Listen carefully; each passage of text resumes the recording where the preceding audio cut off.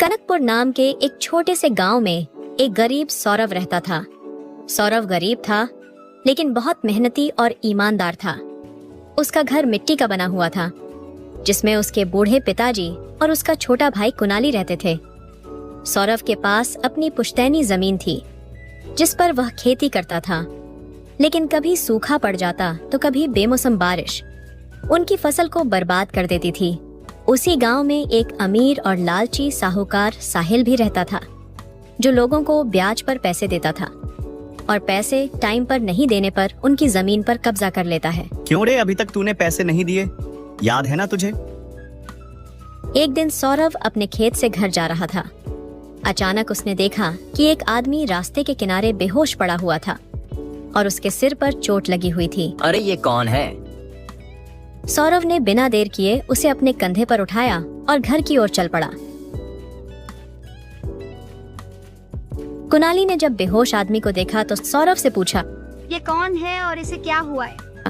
सौरभ ने बोला, मैं खेत से आ रहा था, तभी ये मुझे रास्ते में बेहोश पड़ा मिला।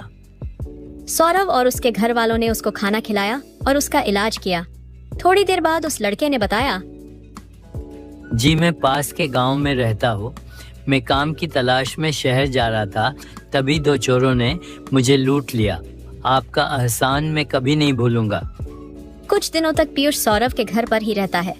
वह लोग उसकी बहुत सेवा करते हैं और कुछ दिनों बाद वो ठीक होकर वहाँ से चला जाता है। जी चलता हूँ, जरूरत पड़ने में जरूर याद करना। सौरभ और उसका भाई दोबारा खेत में काम करने लग जाते हैं। कुछ महीनों बाद वापस बारिश आती है, जिससे उसकी फसल बर्बाद हो जाती है। इसलिए उसका घर चलाना भी मुश्किल हो जाता है। सौरभ गांव में साहूकार के पास जाता है और उससे कुछ पैसे उधार मांगता है। सेठ जी, बारिश की वजह से मेरी फसल बर्बाद हो गई है। मुझे कुछ पैसे उधार दे दीजिए, मैं आपको ब्याज के साथ दे दूंगा। ठीक है सौरभ, पैसे तो मैं दे दूंगा, लेकिन अगर 2 महीने में तूने मेरे पैसे ब्याज के साथ नहीं दिए तो तेरी जमीन रख लूंगा। ठीक है सेठ जी। लेकिन 2 महीनों बाद भी सौरभ साहिल के पैसे वापस नहीं कर पाता है।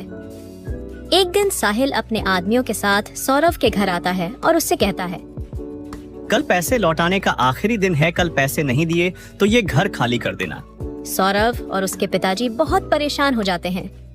कुणाली की आंखों में आंसू आ जाते हैं। अगले दिन सौरभ अपने घर के बाहर बैठा था। तभी गांव में एक बड़ी गाड़ी आती है, जिसे देखने के लिए गांव के सब लोग आ जाते हैं। उस गाड़ी से एक बड़ा सेठ उतरता है। सौरभ और कुणाली भी उसे देखने के लिए जाते हैं। वो सेठ कोई और नहीं बल्कि पीयूष ही था। वह शहर में जाकर बहुत बड़ा व्यापारी बन गया था। सौरभ को देखकर पीयूष बोलता है, अरे सौरभ, मैं तुम्हें ही ढूंढ रहा था। शहर में जाकर मुझे बहुत अच्छा काम मिल गया था। अगले दिन पीयूष साहिल को उसके सारे पैसे दे देता है और सौरभ की जमीन उसे वापस मिल जाती है। पीयूष सौरभ और उसके भाई के लिए एक पक्का मकान बनाता है। पीयूष गांव में एक अस्पताल भी बनाता है। अरे सौरभ, अगर तुमने उस दिन मेरी मदद नहीं की होती तो शायद मैं आज यहाँ तक नहीं पहुँच पाता। तुमने अच्छा किया, इसलिए तुम्हारे साथ अच्छा हुआ। सौरभ ने पीयूष की मदद की थी और उसे अपने अच्छे काम का फल उसे मिला। इसी तरह हमें भी लोगों की मदद करनी चाहिए।